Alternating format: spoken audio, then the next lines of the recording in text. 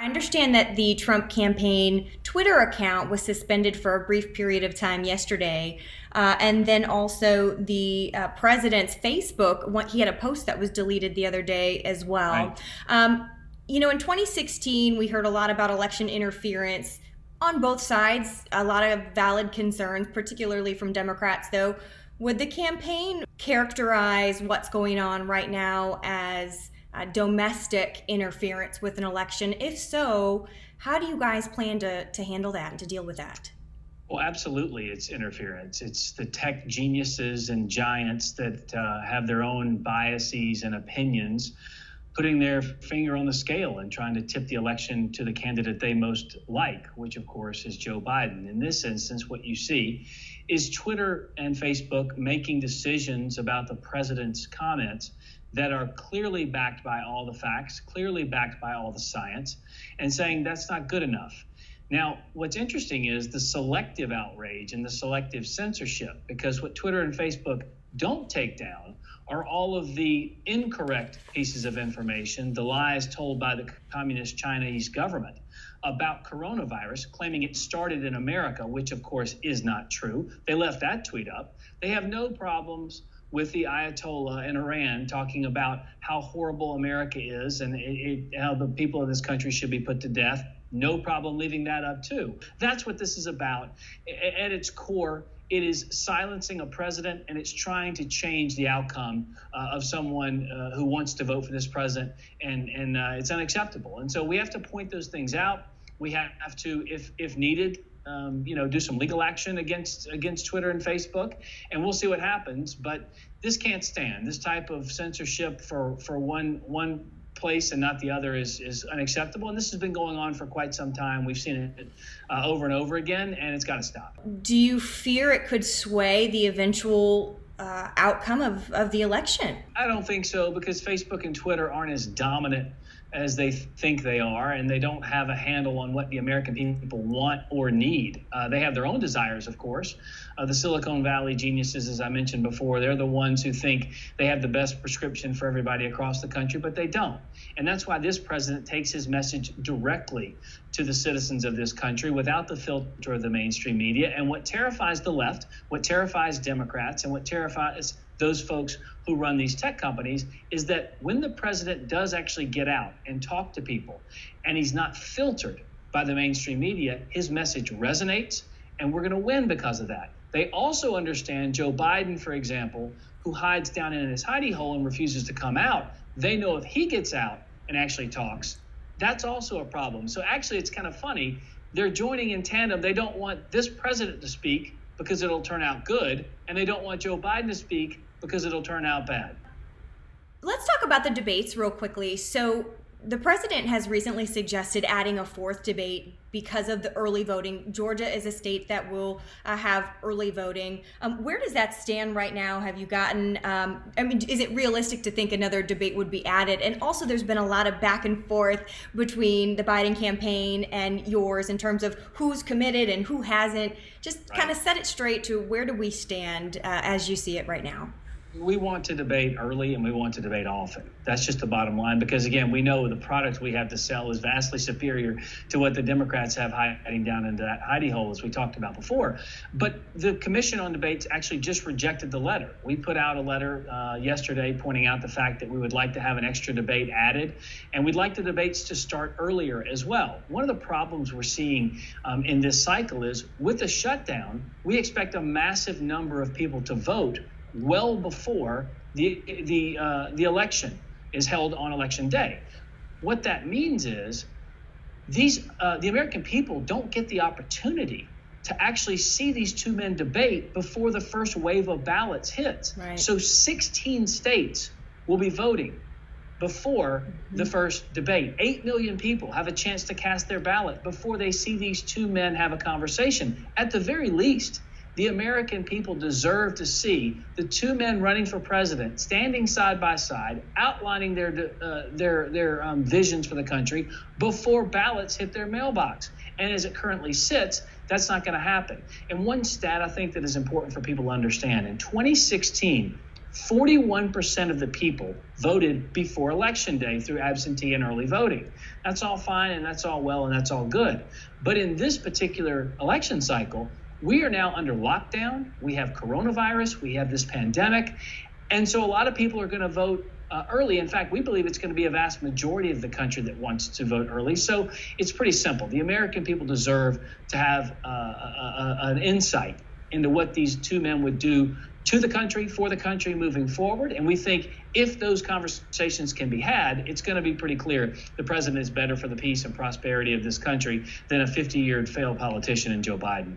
Along those same lines, Hogan, if we're talking about early voting and kind of switching a little bit to mail-in voting, the president has been very vocal about universal mail-in voting. I think probably the closest that we've seen to that being even proposed is happening right now in Nevada. Does the campaign have a strategy, a forward-looking strategy, if more states adopt policies that are similar to that of what Nevada is doing? Does the campaign have a strategy for what you can do, if anything, proactively to make sure that the votes are counted accurately and fairly? I mean, will you guys have boots on the ground there in these states? We do, and we have a massive network across this country to try and prevent this very thing. And look, Nevada passed this. The governor's already signed it into law. And what's so terrifying is what it actually does to Election Day. It basically makes it null and void. And so for all the clamoring from the left that says this president is trying to change the date of the election, not true. It's actually Democrats who are suing in 10 states to allow votes after Election Day. And that is absolutely egregious. Look, one of the most popular things about Las Vegas, if we're being very clear, in Nevada, are the casinos. You want to go there yourself, Carolyn, and gamble away your money? That's up to you. But what Democrats are doing are gambling all of our futures by saying this dangerous bill we're putting in place allows anybody to vote in an election after Election Day. So in theory, a Democrat operative could wake up on Wednesday morning after the election and say, wait a minute, Donald Trump's up by 100 votes. Go find me 101 votes. And they could do it with this law. Because what happens is if you send in a ballot that has a prepaid envelope with it, it's not scanned for a date. And by the new law, when it actually gets to the voting place, they just say, yep, it's clear and it should go. So you could send in ballots on Wednesday after the election, and it has 3 days. So by Friday, if it gets there, it counts. That could absolutely change the outcome of an election. We can't let that happen in Nevada, and we can't let it happen anywhere else in this country either. So what are you going to do? How's the campaign? I mean, is there anything you can do? Absolutely. We've already sued in Nevada to stop this. It's absolutely unconstitutional. We're taking a look as well in other states because all those states that have early voting or absentee voting that do it the right way are fine. So if you're not going to be available to go vote and you request a ballot to come and then it comes to your door, there are all types of mechanisms to check to make sure that it's legitimate. This situation is not what they're doing in Vegas. In fact, what they're doing is sending out 1.5 million, however many people they have in the state.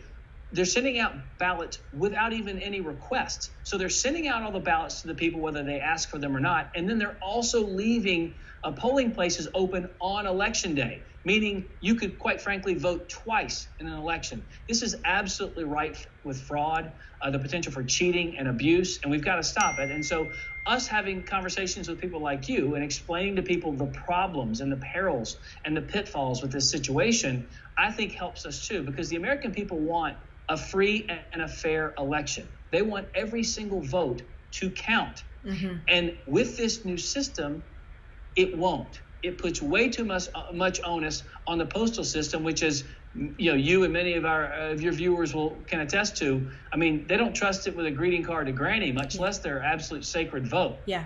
Really quickly, one last question. I want to ask you specifically about Georgia. Georgia is a battleground state, although we have traditionally voted presidentially red. In 2016, Trump, I believe he won by like 5 points. It was a fairly slim margin. We have added like some 750,000 new voters since 2018 to our voter rolls here. How concerned are you that Georgia could swing the other direction in 2020? And what specifically are you guys doing to pay attention to Georgia? And what, just talk about your presence here in the state. Well, absolutely. We take the vote very seriously in all the states, up to and including the state of Georgia. One of the most significant things we've done recently are ad buys targeted into 4 major early voting states. Georgia is one of those.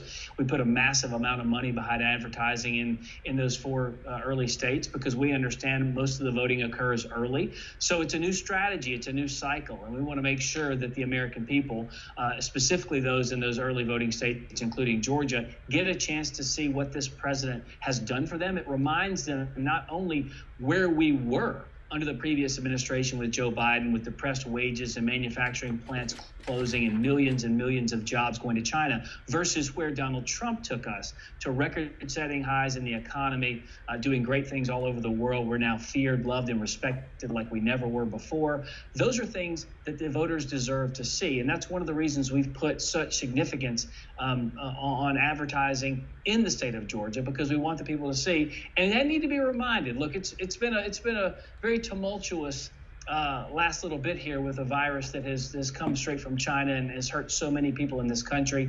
It's not to be taken lightly. And so when we move closer and closer to the election day, it's important to remember elections are about choices. And so when you see a 50-year record of an elected official in Joe Biden of consistent failure after failure, you now understand, with jobs going away and with his new defund the police movement that he's attached himself with, his radical socialist policies as it relates to the Green New Deal and so many other things, you realize your jobs aren't safe, your family isn't safe, and your American way of life just isn't safe with Joe Biden. But with Donald Trump, his unifying, uplifting, patriotic message, that's what this campaign's about, and we're going to remind the American people, especially those people in the state of Georgia, exactly what he's all about and where he's going to take us to new highs in the next 4 years. Any rallies planned for Georgia?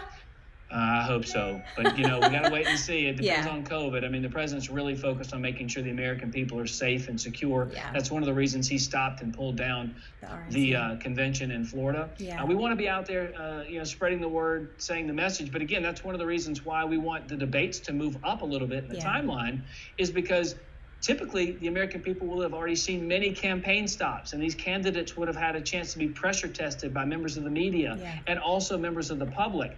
But the fact is that hasn't happened because of COVID. So it's important that the American people get to see what these two men are all about and where they want to take us. And we think that once those two visions are put side by side and our America First vision is up against Joe Biden's America Last vision, I think we're going to come out on top.